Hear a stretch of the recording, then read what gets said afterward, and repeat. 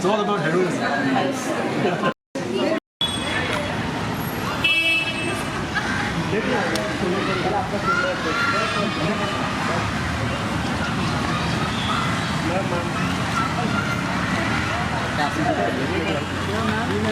Right, Lapu. Ma'am, right. Ma'am, right. One together. Yeah, both of you left side. Right. Yeah, both of you straight. Right, get it. Left side, both of you.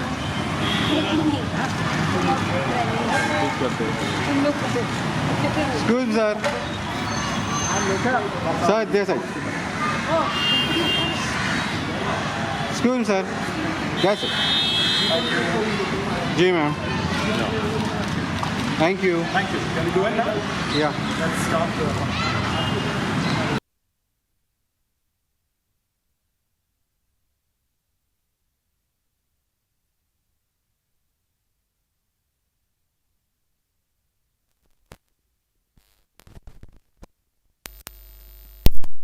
See very many familiar faces. It's lovely to be here again. I have worked with Dobby G right from the early days of my career. I worked in about she knows me as Dobby G. Huh? Yeah, okay. All right. So I've worked in his films and always found his, scripts very engaging, very interesting, very intelligent. And now that he started writing books, all of that I find translating again here again on pages. Sorry. So earlier, Dobby G had written Sept-opus, a little series, children's books, and at that time too, he had given me a book. I read it. It was delightful. And I was invited for the book reading. This time when he called me up, I was like, is it a children's book again? He said, no. This is for adults. And Marisa and him came over. We met. He gave me the book. I opened it. I started to read. And I'm saying this not because I'm here, and WG is right in front of me, but they saw it. I couldn't put it down. It was so interesting, and it keeps moving. I didn't want to put the book down. And now that I'm here at the book reading, I want to say, so I told WG, you choose what you would want me to read here. I have to say what you've chosen is really interesting too. Very well chosen what you have. I was like, so much. But when I read it, again, you're going to hear it now. What she doesn't know is I could just shut my eyes, open the book, put a pin there, and that would have been interesting. So modest, aren't we? But you'll see it. I think you'll see it, and it's better that way, that they hear it out for themselves. Thank you. I've had the pleasure of knowing Jyotin and Marisa for several years now, and I was really happy when I heard that he's writing this book, and I was quite touched that amongst a few people he shared the first 10,000 words with. I was one of them, and the bad part about that was it was only 10,000 words. So when I finished, I wanted to know what happens next, but I had a long wait. So as soon as it came out, I came to this very store, bought my copy, got it duly autographed, and I think in the next couple of days I finished the book. So we would like you to say something now to everybody. So these are old friends, so they're bound to flatter me, so don't take them seriously. So the book, I think, is very interesting. I wouldn't have spent about 2 years of my life, given 2 years of my life to the book. We have a very, very old, tired kind of descriptive word in the film industry, which every hopeful writer kind of peddles around, and that is different. You see? This particular book, I think, justifies that particular term. It's different because it's not mythology.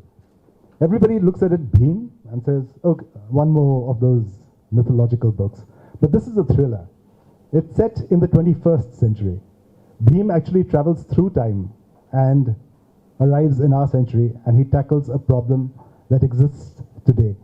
But that's besides the point. I'm going to tell you a little more as we go along, perhaps in answer to a couple of pertinent questions, or maybe perhaps I could have planted somebody here who could have asked me a relevant question, but doesn't matter. I will tell you a little more about it as soon as Juhi has read a couple of passages, and then we could take it from there.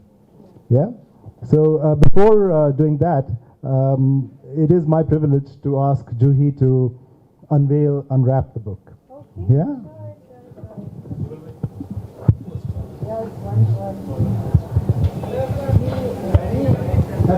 That's in case, we are in the film, so we're used to retakes and things like that. So we have 3 copies here. So if she flubs the first take. Okay, let me get it right.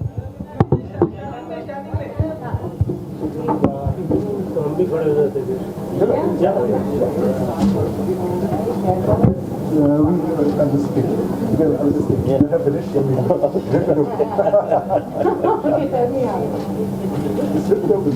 Rip it open. Absolutely happy with you. Oh my God, okay. Somebody has painstakingly wrapped it for you to bring and I rip it open. Okay, here it comes. Presenting to you. Already have to let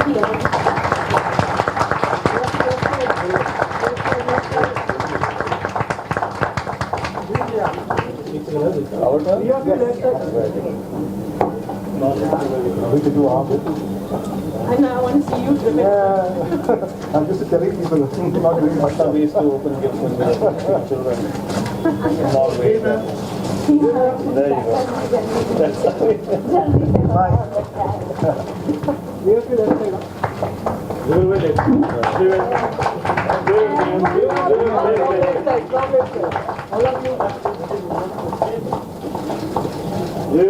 Leave him here. अभी centre में तो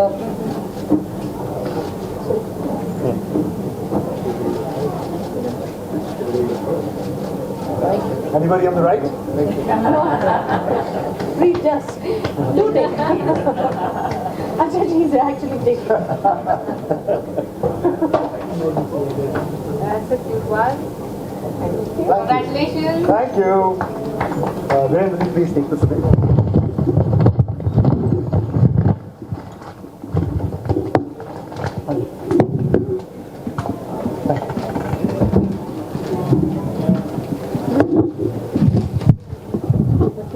I'd be very happy if Juhi would read those passages that she was talking about, which she found so interesting. Yeah, really. Do you want me to give a Oh, little? hello. How did I not see you here, or did you just come in? That's what. Hi, Priya. Which one is? They. So a little bit of background. Sure, please. The first passage that she's going to read is there's an archaeologist called Aviva Fine, and she and her team are exploring this cave, and there has been a kind of a massive cyclone that has actually barreled through this jungle in which the cave is, and she has lost contact with her team, and now she and a couple of people who are part of a party are entering the cave and trying to discover whether there is anybody left alive from the team that originally was part of this expedition. Oh. And what does she find inside there? This is what Juhi's about to read. Okay. They moved forward, looking around warily. It was Madhu who spotted it. A limp form lying against a mound. They hurried over and found Dr. Royce, dead, unmarked. His neck snapped, like the others outside the cave. Aviva breathed shakily and gently eased the body down. There was a sudden flash. The archaeologist stumbled back, startled. "Don't do that," she hissed at Vineet as he lowered his camera. "We don't know what could..." And then she saw it. What looked like a human body, silhouetted against the flames, suspended 8 feet above the ground. For a moment, Aviva froze in shock, then ran towards it. There was no mistake. It was Arun.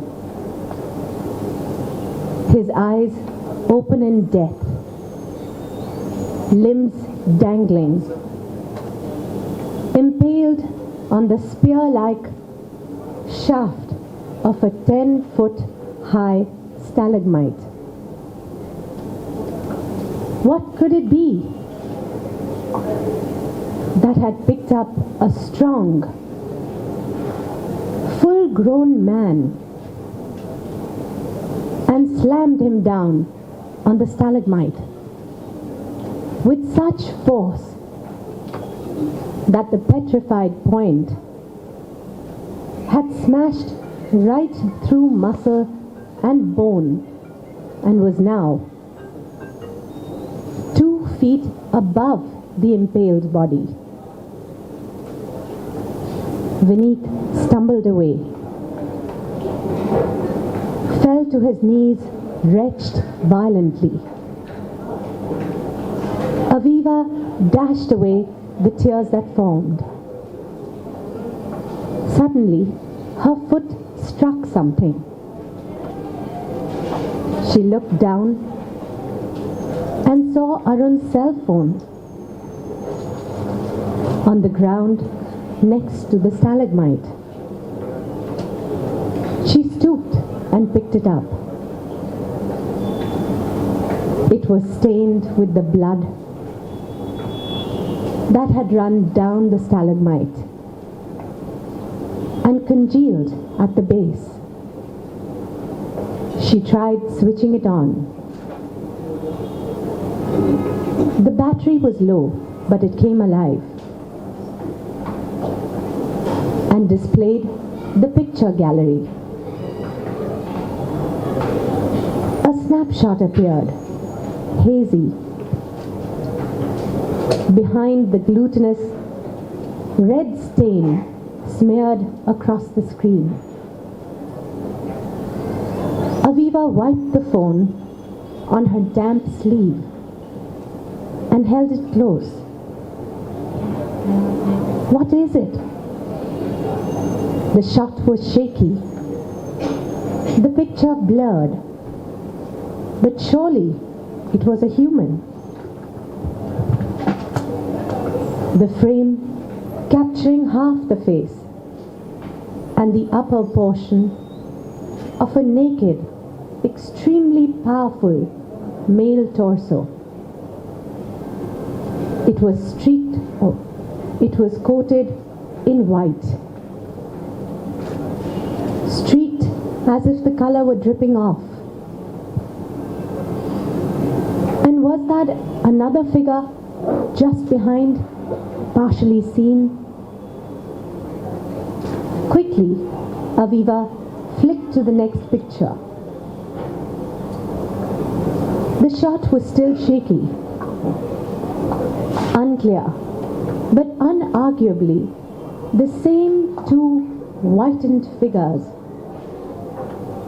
a little further away. There were two more pictures, wider aspects, the figures a little more distant. Aviva reversed the sequence and suddenly understood what she was seeing. The two figures had charged at Arun, and he had tried to use the flash of his cell phone in a futile attempt to dazzle them, blind them. Aviva was looking at Arun's killers, the perpetrators of this horrific massacre. She slid the phone quickly into her pocket and thumbed back the hammer of the revolver she still held. "Vineet, Madhu," she said under her breath, "we've got to get out of here. Now, get reinforcements." "What is it?" Vineet asked, weakly getting to his feet. "What have you?" Abruptly, a roar filled the cavern, physical in its impact, punching the air out of their lungs, smashing them to their knees. The flame behind the water brightened with the intensity of the sun, blistering, blinding. And then something exploded out of the flaming grotto, trailing a comet's tail of fire. It arced through the falling water into the white froth of the lake. The water boiled, hissed, billowed great streams of cloud. Aviva, Vineet and Madhu tottered to their feet. The steam obscuring their view of the lake. Then the water stirred. The steam parted, and a form struggled to drag itself out, collapsing into unconsciousness on the lip of the stony ground abutting the lake.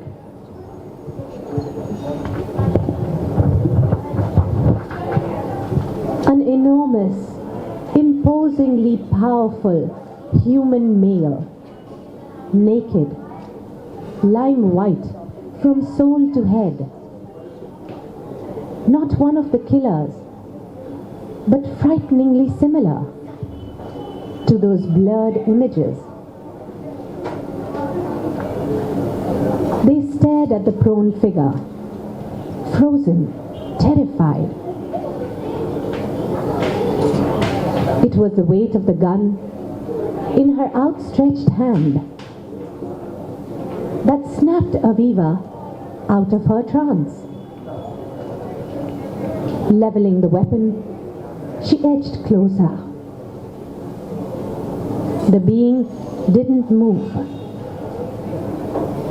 The watery lime dripping off his still face, revealing an intricately tattooed sun. But what was that on his wrist? Increasingly visible as the lake line thinned. Another tattoo? Yes, it was. A few markings, aksharas, characters of what looked like the ancient Brahmi script. Aviva looked at them, instinctively deciphering. The letters came together. It was a name, a legendary name, one that had echoed down the centuries. The archaeologist's eyes widened. Her breath hissed out and almost involuntarily, her lips formed a word, Bheem.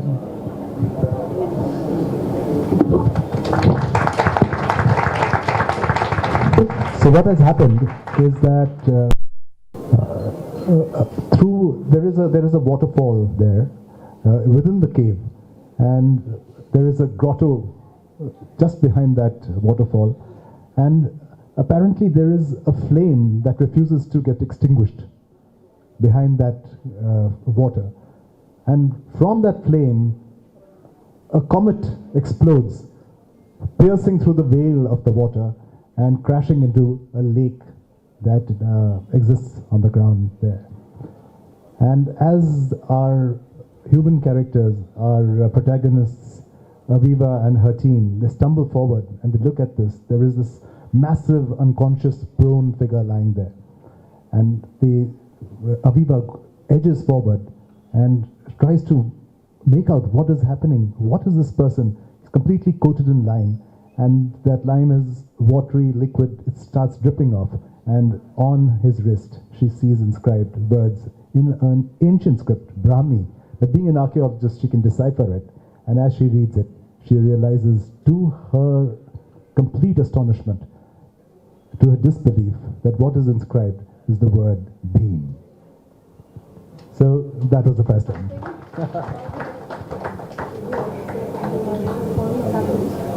A little bit, that's good. Yeah. No.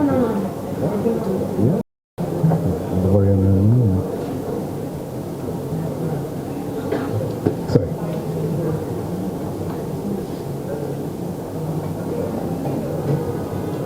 This is a dialogue between Bheem and Ved Vyas. Ved Vyas is an immortal. He's a Chiranjeevi.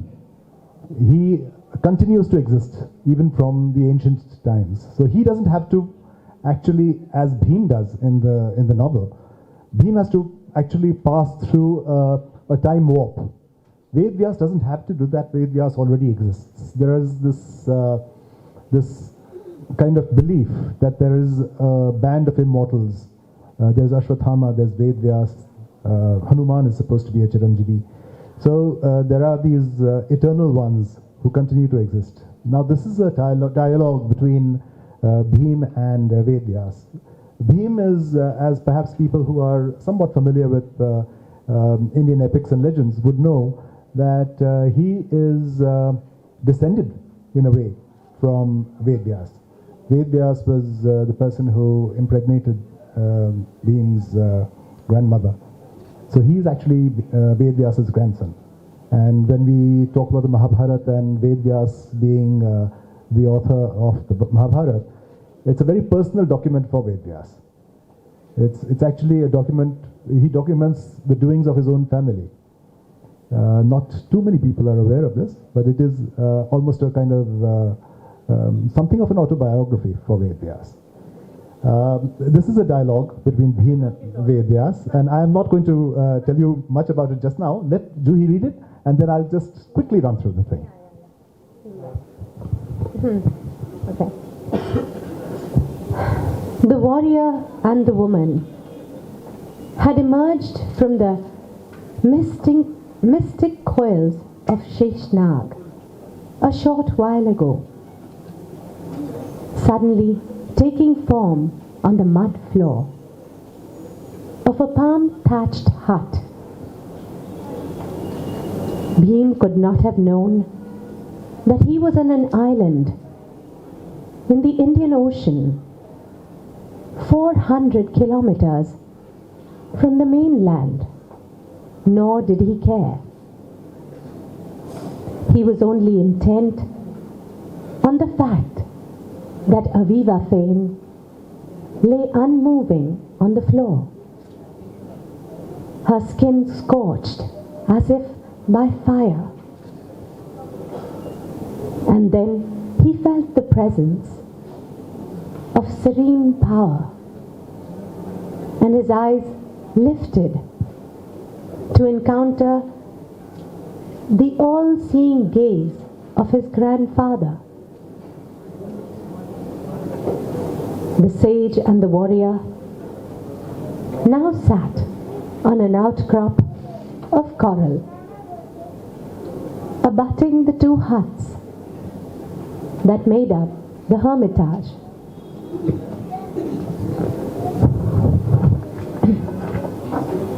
Gazing out over the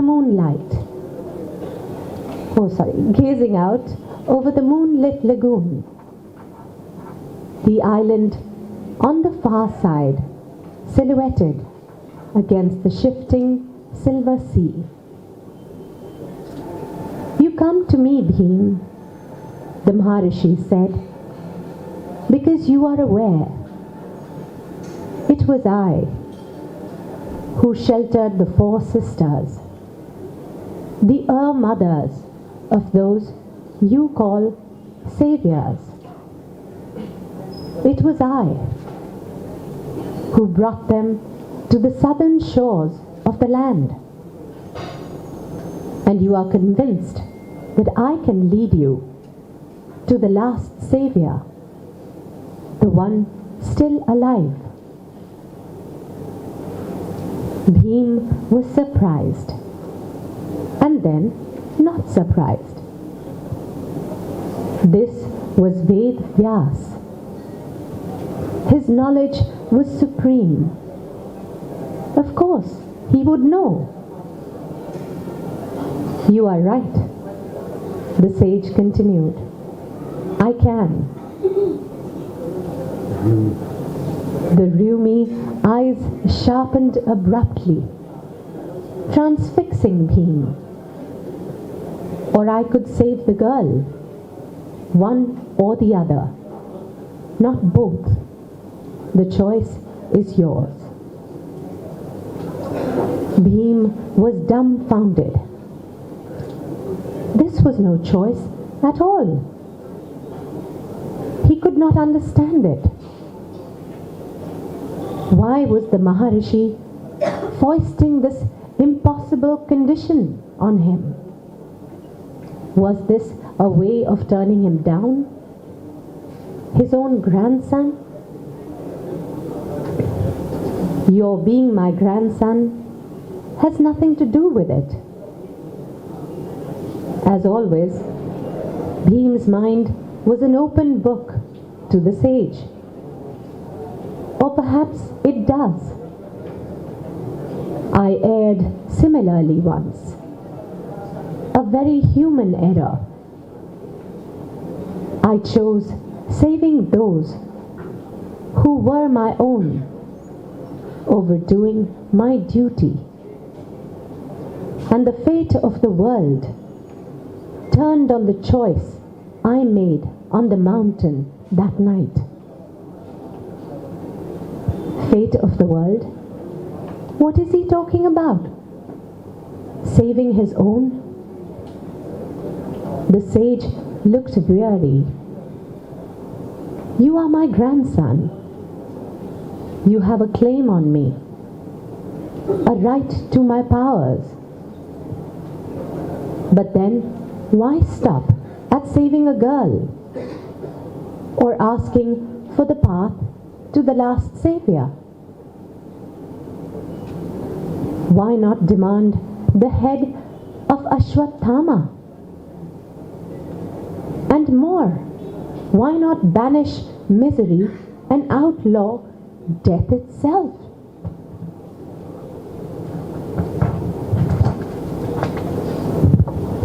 The Maharishi's eyes glowed, brimming with power. Do you see now why Lord Krishna chose neutrality in the Great War? Why eternal ones do not pick favorites among mortals? Like every other prani, each living being, if humankind has outlived its purpose, it must be allowed to perish. Death is as vital as life. Without Shiva, there can be no Brahma, no Vishnu. It is the one iron law that must be upheld if the world is to survive. His eyes drifted away, bleakly, regretful. I made that error and paid a price. Death was taken from me. I was condemned to this never-ending, meaningless life. Though its task was complete centuries ago. A grim mask settled on the old face. My penitence, my prashchit, lies in exiling myself to this remote isle, in curtailing my powers severely. I grant but one boon, as do my margdarshaks. So choose, my son, the life of your comrade, or the path to the last savior. The waves whispered ashore, white in the moonlight, like ribbons fluttering in the breeze. How beautiful this place was, and how natural that his grandsire would choose an island on which to live his penitent, unending life. After all, he was Dwayapan. Dwayapan. You'll have to say this one. Dwayapan. After all, he was Dwayapan, island born.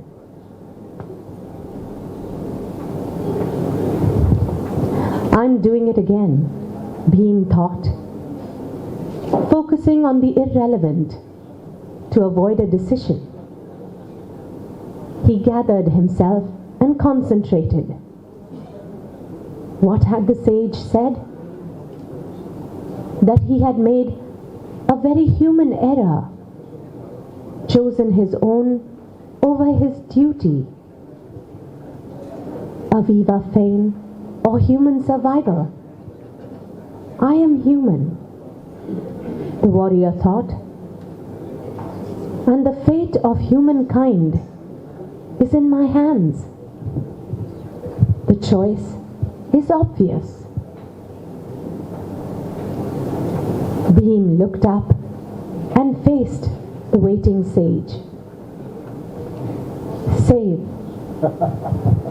And Dobby doesn't allow me to say the rest. Save whom? Save what? This is a very... Thank you. Thank you, Juhi. This is an extremely important passage in the book.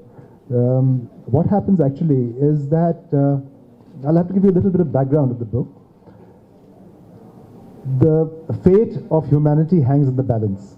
A curse which has developed into a kind of virus, an incurable virus, is slowly, insidiously working its way through human beings. There is no cure. It is Ebola raised to the nth power, right? And Bheem knows that there are just 4 people who have a natural immunity. These are potential saviors because their blood can, an antidote can be gleaned from their blood. Ashwathama, his mission is to find these people, these 4, and to hunt them down, slaughter them before the antidote can be found, thus bringing Armageddon pralay on the world. Bheem has to obviously stop this from happening and to find these people. There is 3 people have been killed by Ashwathama and there's 1 person left. And Bheem now has the option.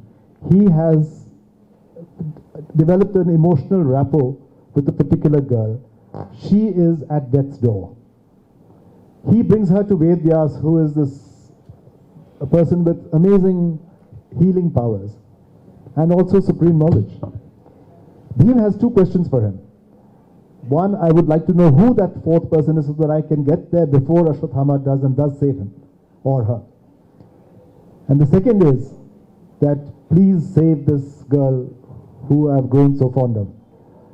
And Ved Vyas says, I can just give you one favor. I just grant one boon. You have to make a choice. Do you want me to tell you about this person, this fourth savior? Do you want me to save the girl? Choose. And Bheem is left dangling at the edge of a precipice. And this is what Juhi was about to give away, thus preventing you guys from buying the book. So we stopped her at the critical moment. Are you okay? Yeah.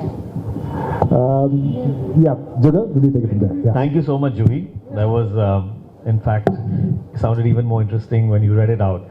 I think now we can just throw open, for some questions to the author. Actually, let me set the ball rolling, because I have a question after reading the book.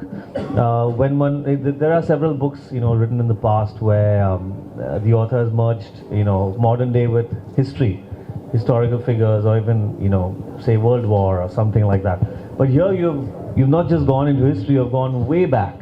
You've gone into mythology, and you've brought one of the most famous characters in mythology to the modern time. What, first of all, gave you that idea? And you've done it so well. You've married those two eras which are no way connected. They're so far apart. And what gave you that idea to bring that era into this modern day?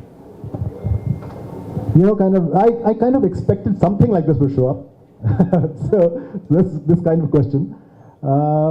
So I have just a quick passage to quote from the book, which is really it goes some way in answering this.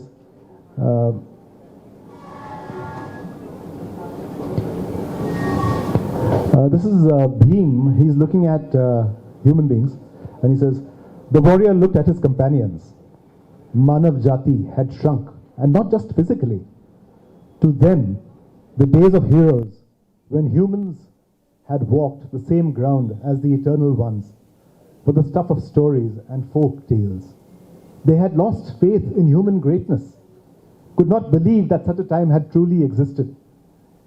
They had even a derogatory word for it, mythology. Now my thoughts when I started writing this book was that in India we don't deal with mythology in a way that they do in the West. In the West, mythology is exactly that.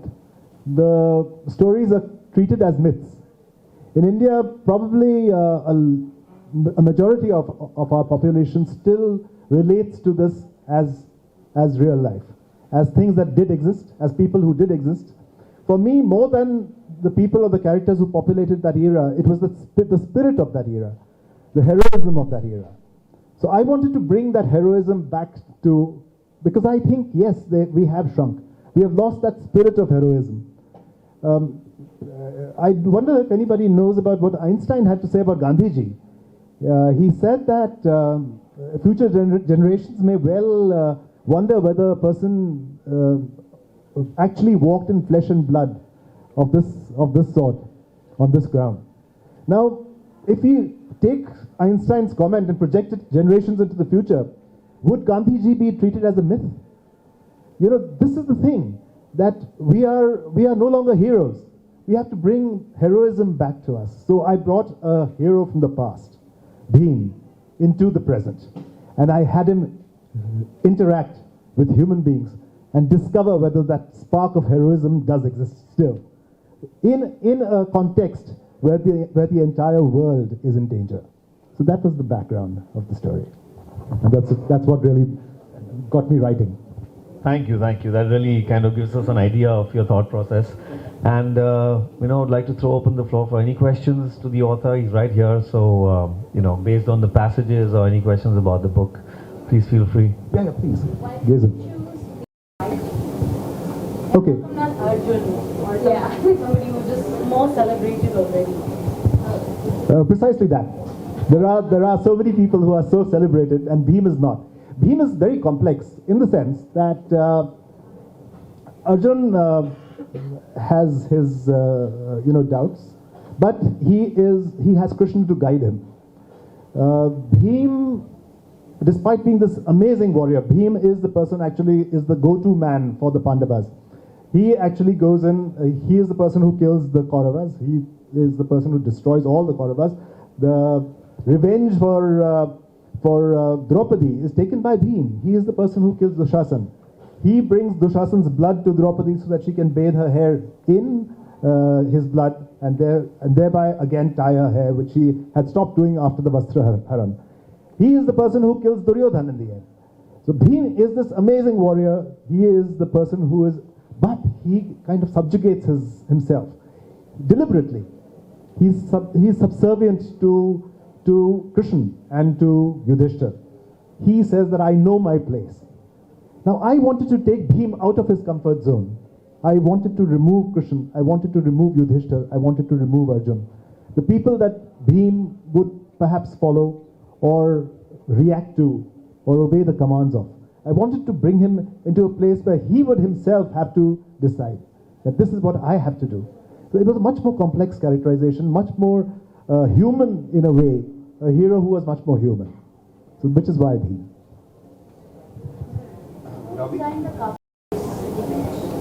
The cover. Yes, I have actually, Mr. Prasad, stand up please, in the back. There he is, Mr. Prasad Ajgaonkar. He's a wonderful, he runs this wonderful studio, which is perhaps the most creative studio in town. And his team designed the cover. And then our design was passed on to Penguin, and Penguin picked up from there and then developed it. So this was. Did you have to do a certain amount of stage work? Chaitanya, will you just excuse me for a moment? Ladies first. Yeah, Rita, please. Yeah. Did you do a lot of spade work and research before you started putting your thoughts on paper, or did it just come along as you started writing? A lot of research went in before, and a lot of research continued, because you can't. A book is a living thing.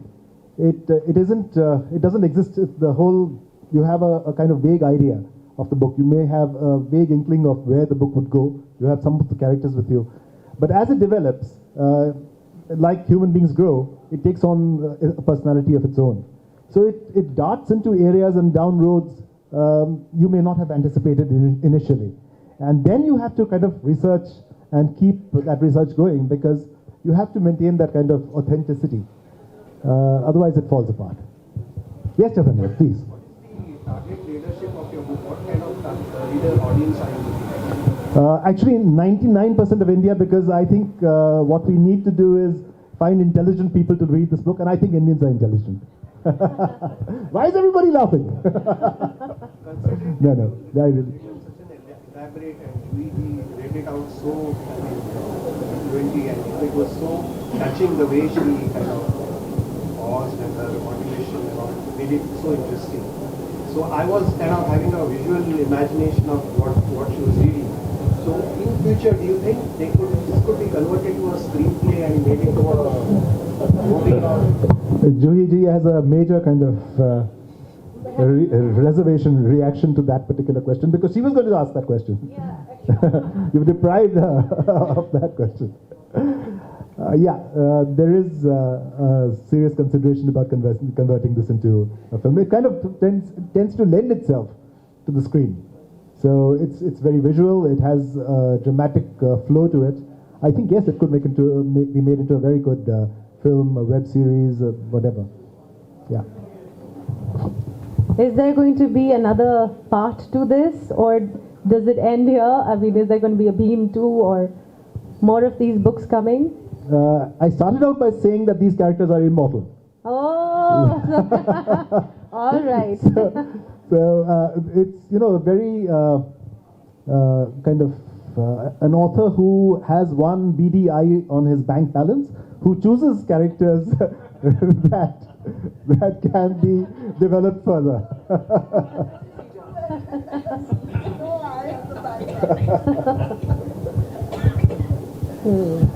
Any more? I'd be very happy to answer. Yes, please, Gisa. Yes, there is. Yes, there is.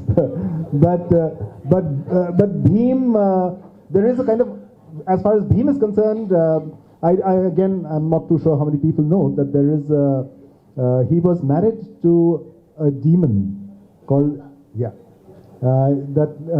known as Hidamba, she's known as Hidimbi, she's known various names, but she was a demon. And there is a temple, in fact, to her in Manali.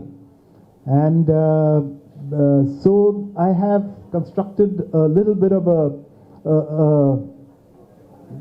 cross-generational sort of contact between Bheem and Hidimbi. That's one. There are several other parallel romances that run, but they're not dominant in this particular book. This is the story of Bheem and heroism. So that is the thing. It isn't a romantic book. It isn't a romantic book from that sense, in that sense. Yeah, Mohammed. How much of the author is this? A very vital character in the book is called Aviva.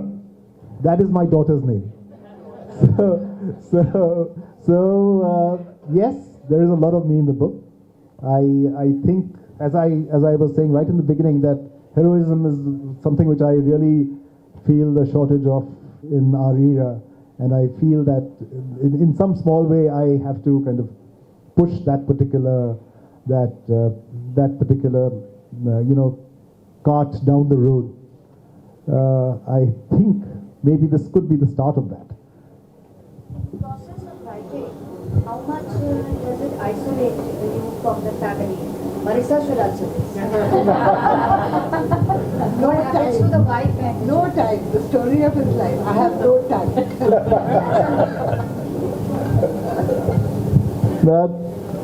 An author, to write a book or to write a whatever the person is writing, a screenplay, whatever form it takes,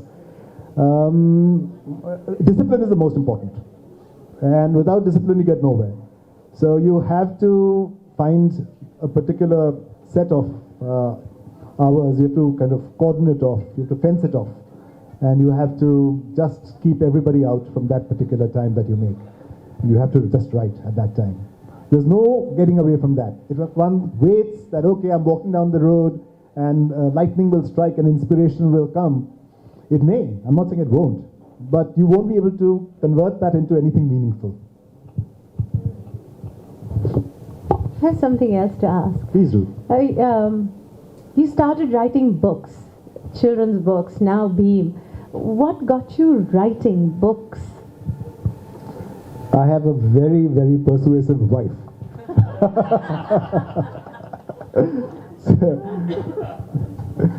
So she kind of said that she would, she got, the imagery was quite violent, you see, that if I did not write, this would happen. So I started writing. There's another question on the back, actually. Yes, please. Gentlemen. Yeah, Prasad. You have been writing films for so many years Yes, and directing them. yes. How different writing a book? And while writing a book, was your filmmaker influence? So is it like a film script writing or writing a book is different? And how did you balance it? Because for years you have been writing for great scripts. Yes, there is a lot of cinema that has gone into this book. Perhaps in many ways my experience as a film director and film writer has played a major part, because I can actually visualize it in a much more deep, much more evocative way than perhaps a person who only uses words as his medium. One more thing, though, that is interesting, the difference between a film and a book. A film, whatever happens, has to be shown. Even a subtext has to be shown. There has to be, you have to have some sort of hint shown or suggested, either through a visual or through some sort of audio-visual suggestion. There is no author's voice that is, substantive in any way, that is out there talking directly to a reader or to a viewer. In a book, you have the author's voice, which is a really powerful tool. where you can tell various things to the reader and bring and carry the reader along in many ways that you can't as a filmmaker. A filmmaker has different tools, of course. A filmmaker, the very fact that he can actually show what he is imagining or she is imagining is a tremendous advantage. But then getting into the mind of the characters and therefore getting into the mind of the readers, that is exclusive to a writer. You know, you can actually talk directly to your reader. That is something which is fundamental to book writing. Yes, yes, yes. Rajesh, please, Rajesh, talk. Tell me, yes. Just a follow-up question to the previous one. Yes. Have you visualized this as a possible animation film or comic book series? I've read the book, so with the visuals of the subject. More live action, a live action film or a live action web series. As far as a graphic novel is concerned, yes, that's a possibility. I wouldn't say no, because yes, it lends itself to that medium too. Let people enjoy the novel now, and perhaps a few inspirational ideas down the road. I'll get into the graphic novel. Of course, I know that Prasad is itching to do that. He didn't ask me to. Yes. Yes, yes, Priyanka, please tell me. You have to be very about mythological character. I think it's thing to ask you. Then how sad do you feel when people are intolerant towards something like a film called Padmavati, which is also based on a legend. So I wanted your reaction to that. People are giving open legend to filmmaker and to the actors. So how do you feel? Yeah, Priyanka, I will not go too far down that road, only because, not for any other reason, we can always talk in private, only because I would like to keep the focus on Bheem. However, a quick reply to that is that it horrifies me. And this whole kind of thing, that anybody could threaten people for making a film. There has to be complete freedom, in my opinion.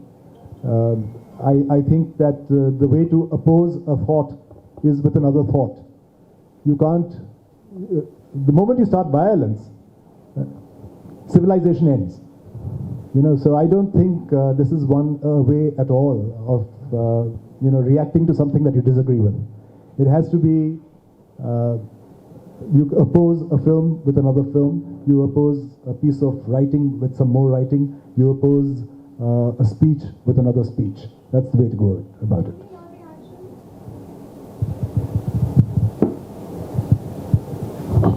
You know, I echo Dobbyji's the words that he says, let's keep the focus on Bheem, because that again is a different subject, pretty vast. But I'll just tell you something. I was in Jaipur yesterday and I met Rajmata of Jaipur, and she said something very lovely. She said that, you know, as a film goes on in perpetuity. It was something I had not realized. I'm just saying this is not about Padmavati per se or anything. She said, what you show on screen, films is such a popular medium. So what you show on screen, people believe. You know, today's generation, more than reading in their history books or anything, they believe your film. And there's no end to a film. Like, it will be seen 50 years down the line. Be seen 75 years down the line. So whatever is shown, she was just saying this. Please don't take it as a quote on that. She said, keep that in mind. That whoever sees that film believes that is it. That is the story. That is the characters. Did you face any challenges while writing the film? Challenges in what sense? Yes, lots of challenges. But please tell me what specific challenges you're talking about. Did you like go with the flow, or was there any problem while writing? Yes, in terms of conceiving the characters, I spoke about this a little while ago, that a book is a kind of living organism. It doesn't it's not something that one has a blueprint to when one begins. So when you start moving down that road, you realize that there are things, and characters as they develop, they also come alive. And then there is the demand of the character and there is the demand of the plot. And if you insist that a character only follows your plot, the character dies. You see? You can't kind of grab a character by the scruff of its neck and yank it or haul it kicking and screaming down any specific road that you want to take it down. You have to create circumstances where that character would itself want to travel that road. So these are things which you do as you write a book. You think about it, you conceive it, you wander down blind alleys, you scrap work that you had done, you kind of find your way back and then start again until you reach the conclusion.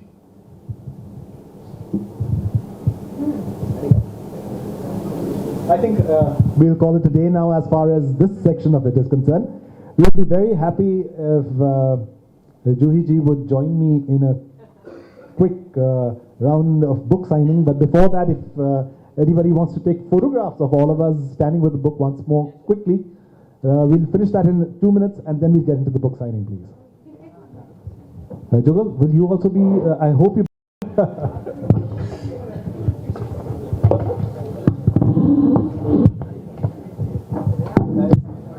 If anybody wants to take any photographs, somebody in this touch.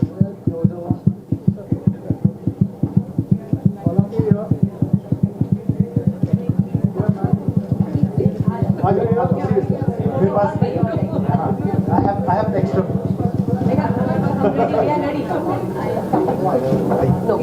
No.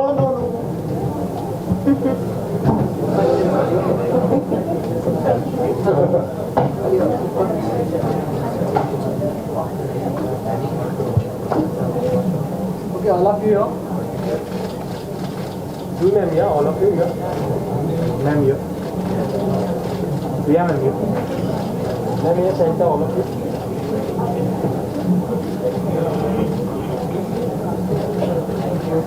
Thank you. Thank you.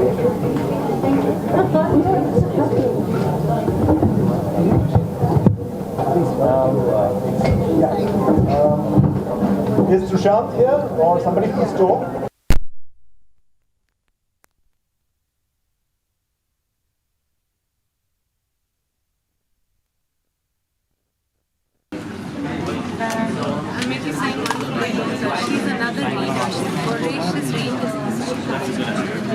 Oh my god.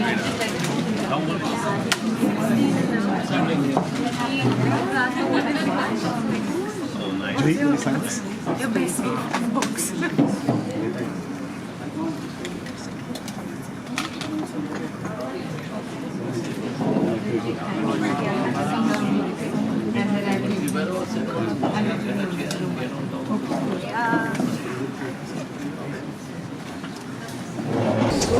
जुही, सबसे पहले तो आपसे पूछना चाहेंगे, आप personally कितना शौक रखती हैं किताबें पढ़ने का? शौक तो बड़ा है, मगर आई हैव टू से दिस ट्रूली, मुझे ये किताब भी पढ़नी थी, वक्त नहीं मिलता, मगर मैंने जब ये मेरे घर आए थे मुझे किताब देने, तब मैंने ऐसे ही पन्ने पलटने शुरू किए। मैं सच कह रही हूँ, इसलिए नहीं क्योंकि मैं बुक रीडिंग पर हूँ, मगर मैं रुकना नहीं चाहती थी। It was so interesting, it moves very interestingly. It's really a thriller and a page turner, a true page turner. जी, आपने कहा कि आप किताबें पढ़ती हैं, कई किताबें आपने पढ़ी होंगी, बायोपिक्स भी पढ़ी होंगी, क्या कोई ऐसा बायोपिक है किसी पर जो कि आप चाहती हैं पर्सनली उस पर काम करना? बायोपिक्स, अरे यार, मेरी फेवरेट किताबें ना कुछ स्पिरिचुअल टाइप की ज़्यादा है। मैं जो पढ़ती हूँ, मैं कुछ ऐसा पढ़ना चाहती हूँ जिससे मेरा माइंड, मेरी नॉलेज ये बढ़े, तो मेरे पढ़ती कुछ ज़्यादा। Do you have perhaps any plans to come out with an autobiography later in the future, or I mean, have you given it a thought? I have given it a thought because कोई publisher थे जो मेरे पास आए और उन्होंने कहा कि अगर आप करना चाहती हो तो प्लीज़ हमारे साथ करिए, I would be very ready, you wouldn't have to do anything, आप सिर्फ बोलते जाइए, हम आपको रिकॉर्ड करते जाएंगे and then one day we will compile it all. एक से हिसाब से मुझे लगता है हाँ इंटरेस्टिंग है, क्यों नहीं करना चाहिए। बहुत चीज़ें हैं जो आप मेरे बारे में जानते हैं, मगर काफ़ी कुछ चीज़ें हैं जो मैंने कभी कही नहीं। Life has been a very eventful, I have had a very eventful life.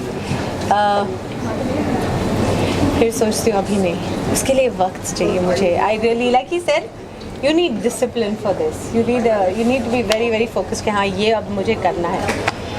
इतना फोकस मुझ में अभी नहीं है। मैं थोड़ी देर मगर किसी दिन I think yes. If you were to, do you have a title in mind for what your book would be called? I had something loosely in my head. It's a little like, it won't be क्योंकि ये मेरी film का title नहीं है, but a little like कभी खुशी कभी गम.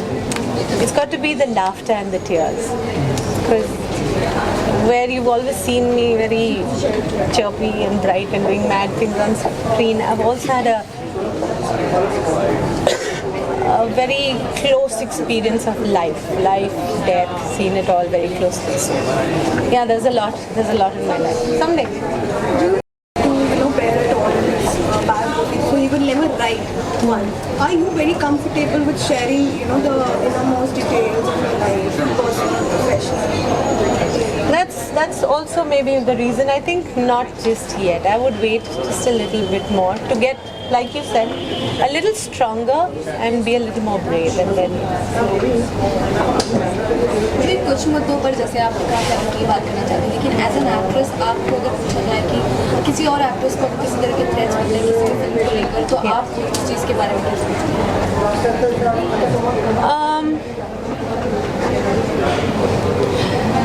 I just say this. I'm not speaking of Padmavati, the film. Very clearly, I'm not speaking of that. It was just about that the threats were to an actress, and I was only just reacting on that, saying that is not right. उसी heroine को आप दूसरी फिल्मों में आप देखते हैं, आप पीछे उनके पागल हो जाते हैं, आप उन्हें आप उनके पोस्टर चिपका रहे हैं, आप उन्हें इतना प्यार दे रहे हैं, इतनी फ़ैन फॉलोइंग है उनकी, और उनको ऐसा थ्रेट करना ये सही मुझे नहीं लगा. At the end of the day, films are made by directors, by the team. You are playing a part. I think just for that reason, I would say a little sensitivity is, and being a little more, zara, kya kahun? Not flare up and say things like that, and that too to a woman. Ma'am कल आप जयपुर में भी थी, जैसे कि आपने कहा, तो वहाँ के लोगों का क्या मूड है इस फिल्म, वहाँ के लोगों का क्या कहना है, ज़्यादा आक्रोश है फिल्म मेकर लोगों के ऊपर? एक्चुअली मैं शादी के मौके पर गई थी, तो I was attending a wedding. मेरी मुलाकात राजमाता जी से हुई, and then she was just talking about films, and Jodha Akbar भी वहीं पर जयपुर में फिल्माई गई है, वो किस तरह से बनी थी. But then obviously then some of the talk happened about Padmavati, but then she was just saying something which struck me as something I had not realized. You're in the movies and you don't realize कि really what I mean, कितने लोग आप में से किताबें सच्ची they are going to connect with this film and they're going to believe whatever you show them. So do it very responsibly. That's all. तो क्या आने वाले वक्त में हम आपको किसी देखने वाले प्रोजेक्ट्स उसके बारे में बताना चाहेंगे? अच्छा, आज सारे क्वेश्चन मुझसे ही करेंगे. किताब इन्होंने लिखी है. बुक रीडिंग इनकी किताब की हो रही थी, डब्बी जी, ज्योतिन गोयल जी की, जिनकी मैंने शुरुआत, अपने करियर की शुरुआत इनके साथ जहरीले फिल्म में, almost like in my initial years I worked in Zehreele, his film, and over the years I worked in Safari and another film as well. And you sang a song for Bird Idol. अरे बाप, मोहम्मद याद दिलाइए. बड़ा तरीके से किया था मैंने, बड़ी कोशिश की थी मगर हुआ नहीं ठीक से. But yeah, it's I've had a long association with him. हाँ, मैं एक फिल्म करने वाली हूँ और वो जनवरी में शुरू हो जाएगी उसकी शूटिंग, जनवरी फरवरी मार्च तक ख़त्म भी हो जाएगी. सो विनोद चोपड़ा जी की प्रोडक्शन है एंड और सारे डिटेल्स आप प्रोडक्शन हाउस से ज़रूर पूछ लीजिए. Juhi, I have a question for you, a little fanboy question, but I recently saw pictures of Amitabh Bachchan and Shah Rukh Khan together at I think Aradhya's birthday party, and it reminded me, can a Mohabbatein be continued today, like 20 years later? Since you were part of the film, do you think there is a scope for the film to continue from where it left? That is something you'll have to ask the writer. But personally, I had a wonderful experience, being a part of that movie and working with these two wonderful actors. And there's nothing one can say about them that hasn't been said before. But it's a memory I'll cherish, and if ever there's a continuation of that story, I'll be more than happy to be available. Are you directing something, or are you working on something? No, not currently, but I would like to. Thank you very much. Thank you.